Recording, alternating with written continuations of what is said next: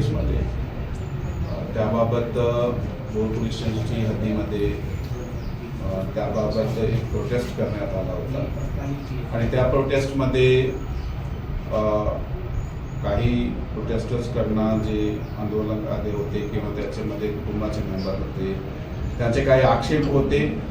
ते आक्षेपसाठी इथे मीटिंग बोलावली गेली आहे आणि त्याचे जे जे ऑब्जेक्शन्स होते ते सगळे ऐकण्यात आले आणि त्याबाबत आमच्याकडून प्रशासकीय पद्धतीने म्हणजे त्यामध्ये जे पोलिसाच्या विरुद्ध जे ऑब्जेक्शन घेण्यात आले होते प्रशासकीय पद्धतीने जे काही ॲक्शन घेतले जाणार आहे ते घेण्यात आलेले आहे. पुढे त्या मॅटरमध्ये चौकशी सुरू करण्यात आलेली आहे आणि आता ते जे फॅमिली मेंबर्स आहात ते आता डिसीजचा जे शव आहे ते पुढे घेऊन PM साठी जात आहे आणि कायदेशीर कारवाईची व्हेरिफिकेशन जे आहे इन्क्वायरी करून करण्यात येईल. थँक्यू.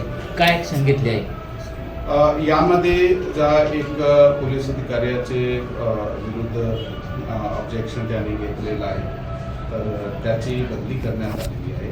त्याच्या विरुद्ध डिसिप्लिनरी ॲक्शन घेण्यात येत आहे. आता ते इन्क्वायरी झालेली आहे. डिसिप्लिनरी ॲक्शन घेतल्यानंतर चौकशी करण्यात येणार आहे.